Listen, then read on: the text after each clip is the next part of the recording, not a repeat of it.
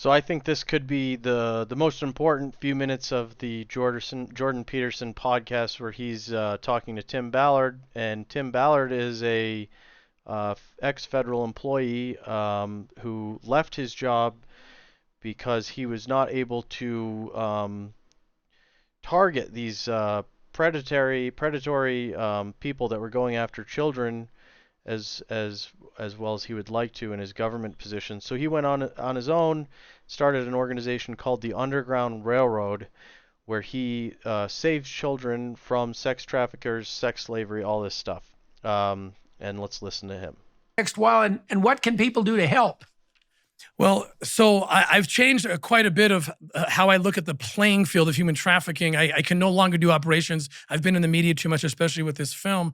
I've turned a lot of my attention to the fact that in what I call spiritual warfare, children are targeted like never before. I was on the Capitol Hill last week, and this congressman was telling me, how do we wake people up to the fact that all these unaccompanied minors are being shoved into America and we don't know where they are? And I said, well, your problem is you're not connecting all the dots, all the ways in which children are being hurt. Not only these 85,000 missing children that are now in the belly of the largest potentially child sex market in the world, but at the same time that's happening, you have groups trying to get rid of the name pedophile and call them minor attracted persons. At the same time, you're sexualizing children, giving them what I used to be able to arrest you for giving children. Now teachers in California and other states are giving this in the name of liberating children sexually or sex education. And now a 13-year-old can consent to gender mutilation and have themselves injected with all sorts of chemicals that might ruin their reproductive system. Well, what are you doing?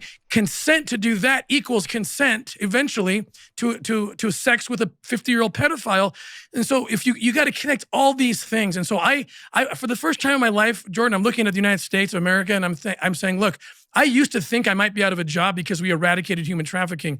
I am now thinking I might be out of a job because the very laws that protect children and allow us to go after their captors are being and will be decaying and eroded with this crazy culture that is taking children in the name of liberating them and in fact is enslaving them.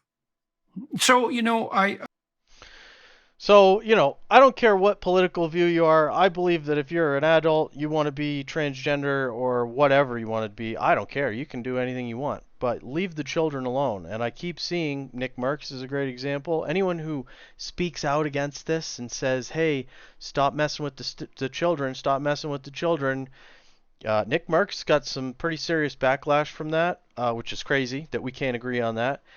We can't agree on the fact that this documentary is exposing The Sound of Freedom, which is about sex trafficking of children, is exposing important things that are actually happening in the world. If you go and you look at the criticism that this is receiving from mainstream media, they're saying that this is furthering all kinds of propaganda and conspiracy theories. Well, Epstein's Island pretty much invalidated that whole concept of them saying that you're crazy if you think that the wealthy elite are using their resources to import children for nefarious acts.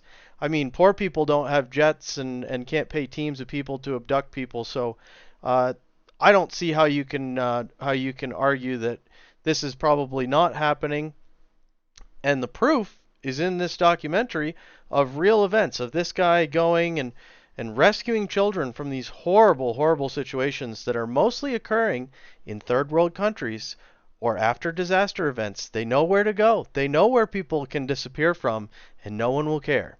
So I wish we could just come together on one issue, that protecting the innocence of children is important to all of us, and stop arguing about semantics and whether there's an element of this that is more true or not true depending on what your view is. The brass tacks of this are, we want to stop children from being sexually abused by adults that have sick sexual desires that should never be normalized. The term pedophile should never be removed from our lexicon and replaced with minor attracted persons. As an adult, you can have sex with anybody you want. But children are off limits. Period. End of statement.